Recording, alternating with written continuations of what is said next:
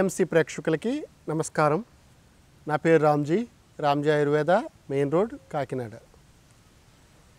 ఆరోగ్యం మహాభాగ్యం కార్యక్రమానికి స్వాగతం, సుస్వాగతం. ఈ కార్యక్రమంలో సిద్ధ వైద్యానికి సంబంధించినటువంటి అనేక విషయాలను చెప్పుకుంటున్నాము. సిద్ధులకు సంబంధించినటువంటి అనేక విషయాల్ని, వారి జీవిత రహస్యాల్ని, వారు చేసినటువంటి విచిత్రమైనటువంటి పరిశోధనలు కూడా మనం తెలుసుకుంటున్నాం. అయితే ఈరోజు చెప్పుకునేటువంటి ఈ ఎపిసోడులో చాలా అద్భుతమైనటువంటి విషయాలు ఉన్నాయని నేను భావిస్తున్నాను. సిద్ధులు అనేటువంటి వారు ఏ వస్తువుతోనైనా, ఏ వైద్యాన్నైనా, లేదా ఏ రోగాన్నైనా, ఏ కర్మనైనా తగ్గించేటువంటి స్థితి కలిగినటువంటి వారు. అంటే ఒక వస్తువుతోనే ఏ రోగానన్నా తగ్గించేటువంటి సిద్ధులు ఉన్నారు. ఒకే రకమైనటువంటి ఔషధంతో, వివిధ రకాలైనటువంటి అనుపానాలతో అనేక రోగాలను కుదిర్చినటువంటి సిద్ధులు కూడా ఉన్నారు. ఎందుకు పనికిరాదనేటువంటి వస్తువు ఏదైతే ప్రపంచంలో ఉందో దాన్ని కూడా ఔషధం కింద మలిచినటువంటి సిద్ధులు కూడా లేకపోలేదు.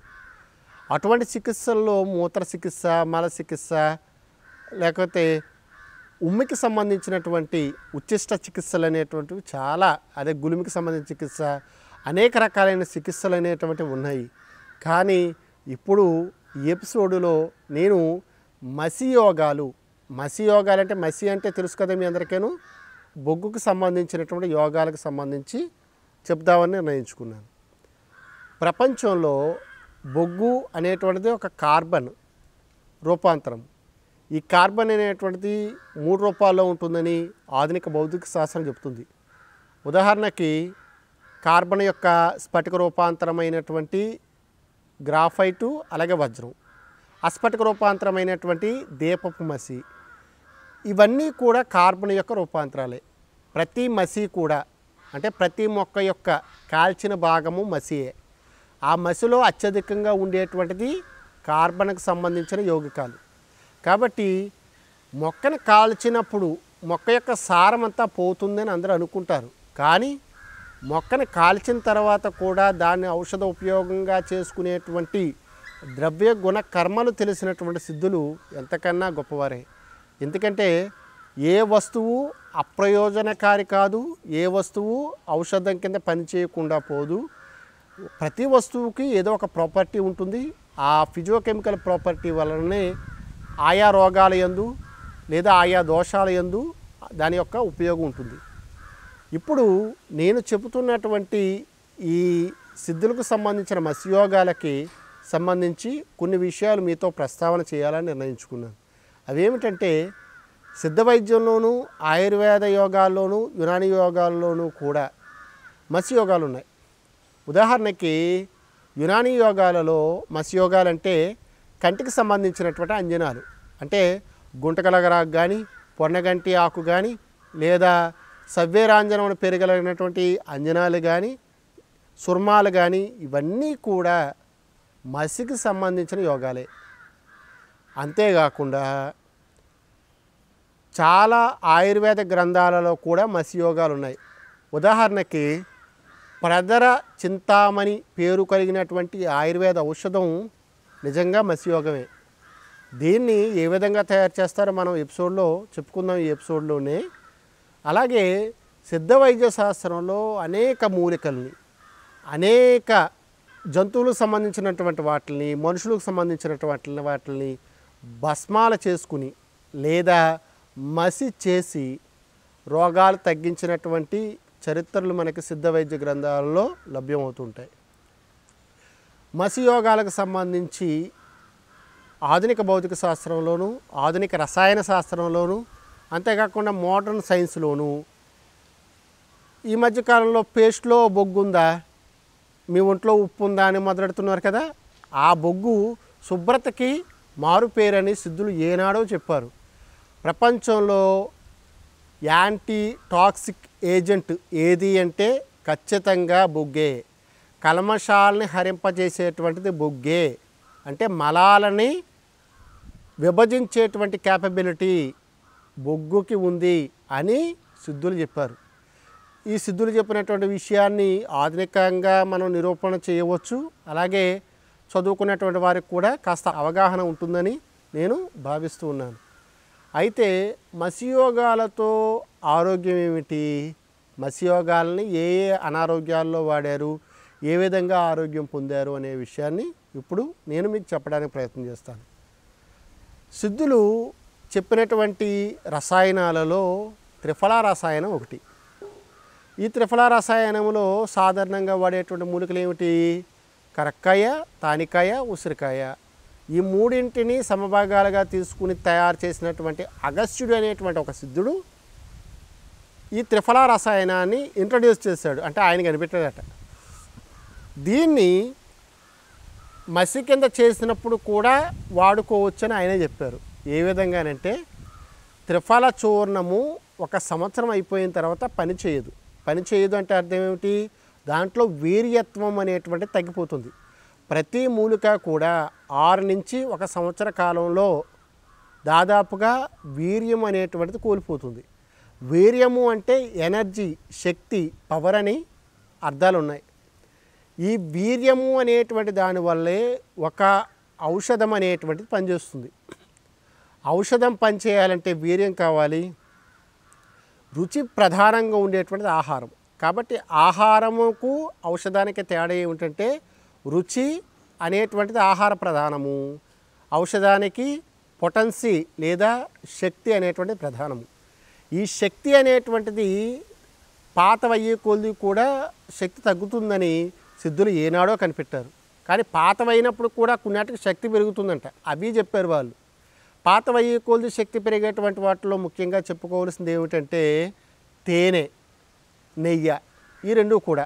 అందుకనే మన వాళ్ళు పాత వాళ్ళు పురాణ ఘృతము అమృతమైనటువంటి శక్తి ఇస్తుందని, పురాణ మధు అనేటువంటి, మధు అంటే తేనె అంటే అమ్మాయి కాదు, మధు అంటేను పురాణ మధు అనేటువంటిది ఆరోగ్యకరమైనటువంటి స్థితిని కల్పిస్తుందని, ఆయుష్ని కలిగిస్తుందని పురాతనమైనటువంటి సిద్ధులు ఏనాడో చెప్పడం జరిగింది.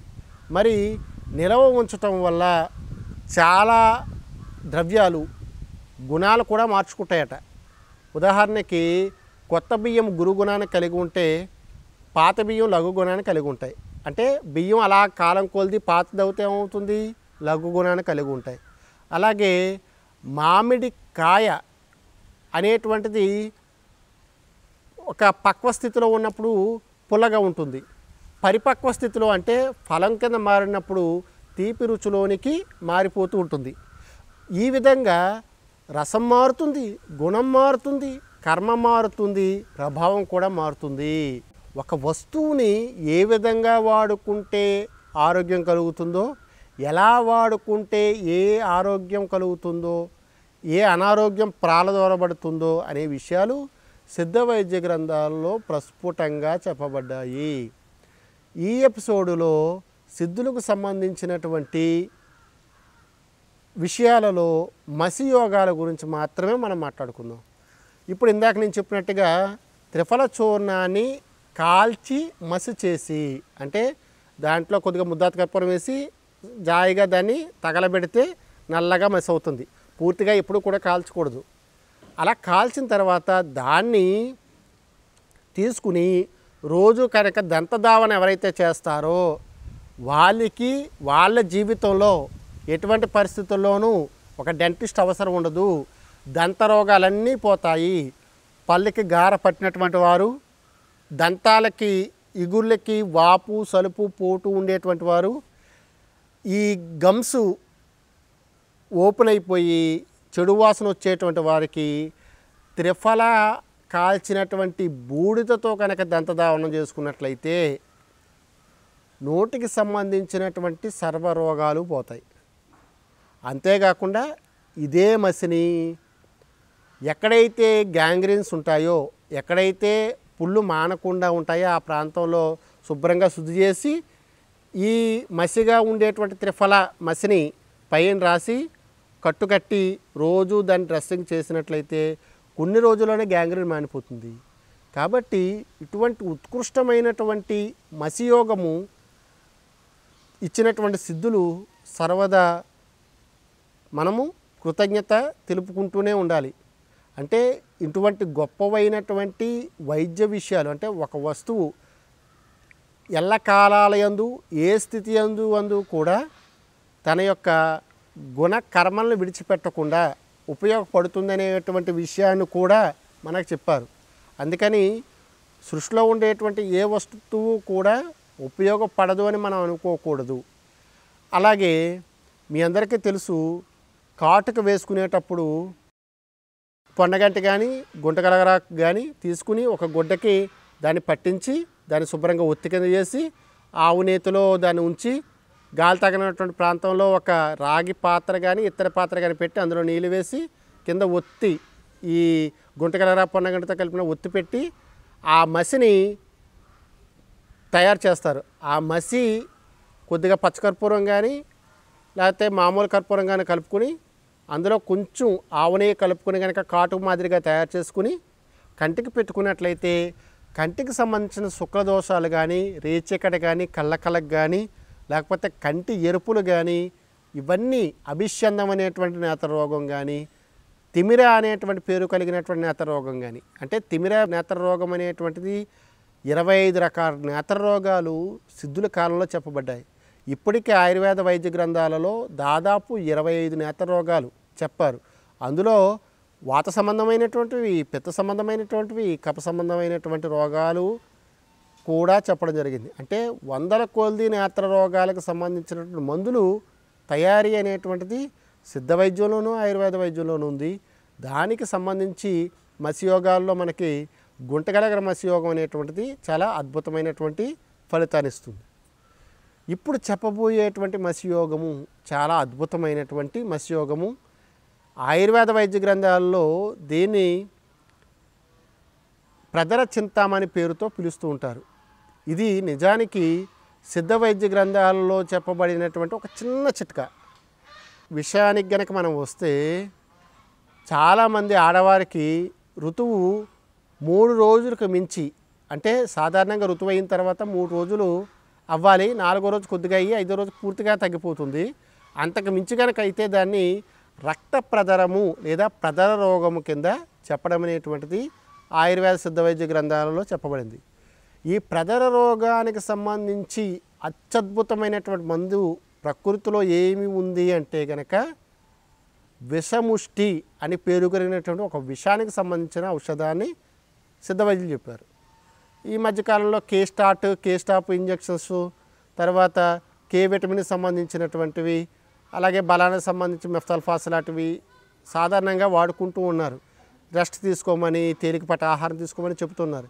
కానీ ఈ ప్రదర చింతామణిని ఒక్క మోతాదు తేనె అనుపానంతో తీసుకుంటే దాదాపు 6 గంటల లోపులోనే వారి ప్రదర రోగం అనేటువంటిది పరిపూర్ణంగా తగ్గిపోతుందట.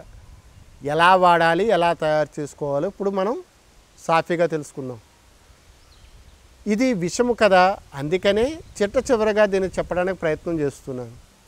ఎప్పుడు కూడా నక్సవామిక అనేటువంటిది విషముష్టి అనేటువంటి చెట్టుకు సంబంధించిన ఒక కాయలో ఉండేటువంటి గింజ. ఈ గింజలో విష సంబంధమైనటువంటి పదార్థాలు ఉంటాయి కాబట్టి ముందుగా దాన్ని శుద్ధి చేసుకోవాలి. ఎలా శుద్ధి చేసుకోవాలి అంటే ఆవు పాలలో కానీ, ఆవు మూత్రంలో కానీ, ఆవు పేడలో కానీ వారం రోజులు నానబెట్టాలి. ఏ రోజుకి ఆ రోజులే పాలు మార్చాలి, లేదా ఏ రోజుకి ఆ రోజులే మూత్రం మార్చాలి, లేదా ఏ రోజుకి ఆ రోజే ఆవు యొక్క పేడని మారుస్తూ ఉండాలి. ఇలా మార్చిన తర్వాత వచ్చినటువంటి ఆ నక్సకు సంబంధించి విషముష్టి గింజలను తీసుకుని శుభ్రంగా దాన్ని ఒక పచ్చకర్పూరం కానీ ఆర్తకర్పూరం కానీ దాని మీద పెట్టి జాగ్రత్తగా దాన్ని అంటించాలి. సరే, ఇప్పుడు పచ్చకర్పూరాలు ఆర్తకర్పూరాలు ఎవరో తెచ్చుకోలేరు కదా, అందుకని ఏంటంటే ఆ విషముష్టి గింజను తీసుకుని పొయ్యి దగ్గరికి వెళ్ళి ఇలా పట్టుకుని పట్టకరతోనూ అలా కాల్చాలి. ఇలా గగ్గి ముట్టించగానే అందులో ఉండేటువంటి తైలము అగ్నితత్వాన్ని కలిగినటువంటి తైలం ఉంటుంది. అందువల్ల ఆ గింజ ఆటోమేటిక్గా అంటుకుపోతుంది. అంటుకుపోయినప్పుడు జాగ్రత్తగా దానికి అగ్గి ఉన్నప్పుడే ఇలా బయటకు తీసుకొస్తే అందులో చౌర అయిపోయేదాకా అది కాలుతూ ఉంటుంది. అలా కాలిన తర్వాత అది నల్లగా ఉండేలాగా మాత్రం మనం పైన ఆర్పి చేసుకోవాలి, అంటే ఆర్పి వేయాలి. ఇలాగ ఆర్పి వేసిన తర్వాత దాన్ని శుభ్రంగా చూర్ణం చేసుకుని ఒక చిటికెడు మోతాదు దాదాపుగా 250 మిల్లీగ్రాముల మోతాదు వయసును బట్టి లేదా దేహతత్వాన్ని బట్టి ఒక 1/2 గ్రాము వరకు వెళ్ళొచ్చు. కానీ జాగ్రత్తగా వాడాలి. 1 లేదా 2 మోతాదుల్లోనే ప్రదర రోగం తగ్గుతుంది. తేనె అనుపానంతో వాడాలి. తేలికపాటి ఆహారము తేలికపాటి వ్యాయామం చేసుకోవడం మంచిదే. కానీ ఋతువైనటువంటి వాళ్ళు ఆహారం తేలిగ్గా ఉండాలి, వ్యాయామం చేయకూడదనేటువంటి నిషిద్ధం హైందవ సంస్కృతిలో ఉంది. కాబట్టి వారు రెస్ట్ తీసుకోవాలనేటువంటిది సిద్ధులు చెప్పినటువంటి ఉపచర్య లేదా పథ్యము. కాబట్టి ఈ ప్రదర చింతామణి పేరు కలిగినటువంటి విషముష్టి గింజలకు సంబంధించి వాడుకునేటప్పుడు ఒక వైద్యుని కానీ దగ్గర ఉండేటువంటి గురువుని కానీ సిద్ధవైద్యం చేసేవారిని కానీ మీరు అడిగినట్లయితే ఖచ్చితంగా మనకి మంచి పరిజ్ఞానాన్ని వారు ఇస్తారనేటువంటిది నా నమ్మకం. అయితే ఇది స్త్రీల పాలిట కల్పవల్లి కాబట్టి దీన్ని వాడుకునేటప్పుడు అపత్యం చేస్తే కనుక దాని దోషాలు కూడా ఉంటాయి. కాబట్టి 1-2 మోతాదులు వాడిన తర్వాత అస్తమాటు మాత్రం ఈ యోగాన్ని వాడవద్దు. ఎప్పుడూ కూడా బ్రహ్మాండమైనటువంటి అమృతతుల్యమైనటువంటి యోగాల్ని అలవోకగా వాడకూడదు. అలా వాడడం వల్ల ఒక టైంలో శరీరం దానికి అడాప్ట్ అయిపోయి నిజంగా అవసరమైనప్పుడు ఆ మందు పనిచేయకుండా పోతుంది. కాబట్టి అత్యవసర సమయాలలో మాత్రమే ఇప్పుడు నేను చెప్పినటువంటి ప్రదర చింతామణిని చేసుకోవడం మంచిదనేటువంటిది నా అభిప్రాయం. మరి స్త్రీల గురించి చెప్పాం కదా, పురుషులకు కూడా ఏం కావాలి? మంచి వాజీకరణ కావాలి. మత్స్యయోగాల్లో వాజీకరణ కూడా ఉందండి. అదేమిటంటే చాతుర్జాతకాలని మసి చేసి, చాతుర్జాతకాలు అంటే ఏమిటి? జాజికాయ, జాపత్రి, లవంగాలు, యాలకులు, పచ్చకర్పూరం. ఈ పచ్చకర్పూరంతో ఈ 4 గంటలు తగలబెట్టేసి మసి అయిన తర్వాత దాని తేనె అనుపానంతో కనుక వాజీకరణ శక్తి తక్కువగా ఉండేటువంటి యవ్వనాన్ని కలిగినటువంటి వారు కనుక వాడినట్లయితే వారికి అది ఒక వయాగ్రాలా పనిచేస్తుంది. అంటే న్యాచురల్ వయాగ్రా మెసి అన్నమాట అది. దీన్ని కూడా అస్తమాటు వాడకూడదు. నెలకో లేదా 15 రోజులకో ఒకసారి వాడుకోవచ్చు. వారి యొక్క దేహ ధర్మాన్ని బట్టి వాడుకోవచ్చు. దీన్ని వాడడం వల్ల ఉద్దీపన శక్తి కలుగుతుందట. అలాగే చాలా రకాలైనటువంటి మూలికలలో ఉండేటువంటి ఔషధ గుణాలని మసి రూపంలో చెప్పినటువంటి సిద్ధులు అమోఘమైనటువంటి తెలివితేటలు కలిగినటువంటి వారు. శీతాకాలంలో సాధారణంగా ఆస్తమా సంబంధించినటువంటి అంటే శ్వాసకోశ సంబంధమైనటువంటి వ్యాధులు కలిగేటువంటి అవకాశం ఉంది. ఈ శ్వాసకోశ సంబంధ వ్యాధులు పరిపూర్ణంగా తుంచేటువంటి ఒక మసియోగాన్ని ఇప్పుడు మీకు చెప్పడానికి ప్రయత్నం చేస్తాను. అదేమిటంటే సిద్ధులకి బాగా ఇష్టమైనటువంటి రసాయనాల్లో త్రికటు రసాయనం ఒకటి కదా. ఈ త్రికటుని కాల్చి మసి చేసి దాన్ని తేనె అనుపానంతో కనుక తీసుకున్నట్లయితే శ్వాసకాశ సంబంధమైనటువంటి అన్ని రోగాలు, దగ్గు ఆయాసం లాంటి రోగాలు, ఎక్కులు లాంటి రోగాలు పరిపూర్ణంగా తగ్గుతాయి. ఇంకొక ముఖ్యమైనటువంటి మత్స్యయోగాన్ని ఇప్పుడు మనం చూద్దాం. చాలామందికి ఎక్కులు ఆగకుండా వస్తాయి. ఎక్కులు తగ్గడానికి ఆయుర్వేదంలో హిక్కాంతక రసం అనేటువంటి పేరుతో ఒక ఔషధం ఉంది. అయితే సిద్ధులు చాలా తెలివైన వారు. ఏమి తెలివైన వారు అంటే ఏ మూలికలో ఏముందో తెలుసుకుని దాన్ని ప్రయోగించే అలవాటు కేవలం సిద్ధులకే ఉంది. వారు ప్రకృతిలో ఉండేటువంటి దేనిలో ఈ తత్వాన్ని తగ్గించే గుణం ఉందో కనిపెట్టారు. అదేమిటో తెలుసా? నెమలిపించము. ఈ నెమలిపించం యొక్క భస్మాన్ని లేదా నెమలిపించం యొక్క మసిని వాడినట్లయితే ఎక్కులు శుభ్రంగా తగ్గుతాయి. దేనికి చేయవలసిందల్లా ఏమీ లేదు. శుభ్రమైనటువంటి నెమలి ఈకని తీసుకుని, బ్రతుకున్నది కాదండోయ్, ఇప్పుడు వన్యప్రాణి సంరక్షణ చట్టం ఉంది కాబట్టి జంతువులను వేటాడడము, జంతువులు హింసించడం అనేటువంటిది ఖచ్చితంగా ఒక నేరము, శిక్ష కూడా. కాబట్టి దానికి సంబంధించినటువంటి చట్టాలను అతిక్రమించకుండా ఎప్పుడైనా గనక బయట గనక అలంకరణ కోసం చాలామంది ఇళ్లలో నెమలి పించాలు మన చిన్నప్పుడు ఆడుకుంటూ ఉండేవారము. అటువంటి పించాలు ఉన్నట్లయితే ఆ పింఛను ఒకదాన్ని తీసుకుని దాన్ని శుభ్రంగా తుంచి ఆ మధ్యలో ముద్దాత కర్పూరం పెట్టి వెలిగించినట్లయితే అదంతా అంటుకుపోయి నల్లగా మసి ఏర్పడుతుంది. ఈ మసిని ఒక చిటికెడు ప్రమాణము తేనె అనుపానంతో గనక రంగరించి నాలికంతా రాసి ఒక్కసారి హాయిగా ప్రశాంతంగా కూర్చుంటే 5 నిమిషాలలో చర్ది రోగం తగ్గుతుంది. చర్ది రోగం అంటే ఏమన్నా తింటే వాంతి అయిపోయే రోగం ఉంది కదా, చర్ది రోగం తగ్గుతుంది. నోటికి సంబంధించిన రుచి తగ్గుతుంది, ఎక్కులు తగ్గుతాయి. ఈ గుణము ఆ నెమలి పింఛానికి ఎలాగొచ్చింది అనేటువంటి విషయాన్ని ఒకసారి మనం చూసినట్లయితే ప్రకృతిలో ఉండేటువంటి మొక్కలనే కాదండి, జీవరాశుల్లో ఉండేటువంటి తత్వాన్ని కూడా బాగా అవగతం చేసుకున్నటువంటి వాళ్ళు సిద్ధులు. నెమలి పింఛం ఏ రంగులో ఉంటుంది? నీలి రంగులో ఉంటుంది. ఈ నీలి రంగులో ఉండేటువంటి లోహము ఒకటి ఏమిటంటే కాపర్ సల్ఫేట్. ఈ కాపర్ సల్ఫేట్కు సంబంధించినటువంటి లోహం యొక్క ధాతువు పీపీఎం మోతాదుల్లో మనకి నెమలి పింఛంలో ఉంటుందట. కాబట్టి చల్ది రోగం తగ్గించే క్యాపబిలిటీ, ఎక్కులను తగ్గించే క్యాపబిలిటీ దానికి రావడానికి గల ప్రధాన కారణం ఏమిటంటే ఆ జంతువులో ఉండేటువంటి కార్బోహైడ్రేట్స్ అనేటువంటివి కాపర్ అనేటువంటి లోహం యొక్క సంయోగము, తేనె యొక్క అనుపానము, ఈ మూడింటిని మేళవించటం వల్ల జంతువు యొక్క విసర్జితాలతో కూడా మసి చేసి ఆరోగ్యాన్ని ఇచ్చేటువంటి అద్భుతమైనటువంటి సిద్ధ వైద్యం మనకు కేవలం సిద్ధుల దగ్గరే ఉందనేటువంటిది జగమెరిగినటువంటి సత్యం. కాబట్టి సిద్ధులు చేసేటువంటి పనిలోను, సిద్ధులు చెప్పేటువంటి మాటలోను, సిద్ధులు చేసేటువంటి చేతల్లోనూ ఏదో ఒక మర్మం ఉంటుంది. కాబట్టి అన్ని వేళలా వాటిని విజ్ఞాన దృష్టితో చూడాలే తప్ప వ్యంగ్యమైనటువంటి దృష్టితో గురువుని కానీ సిద్ధుని కానీ చూడకూడదు అనేటువంటిది నా మనవి.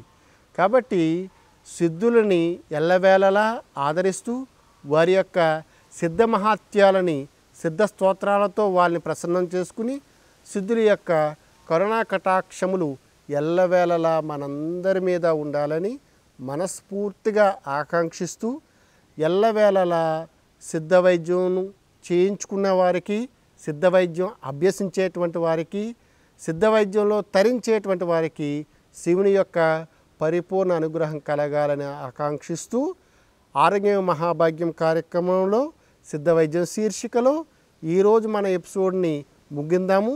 మరొక ఎపిసోడ్లో మరొక ఇంట్రెస్టింగ్ మ్యాటర్తో మీ ముందు ఉంటాను. చూస్తూనే ఉండండి. మీ రామ్జీ. నమస్కారం.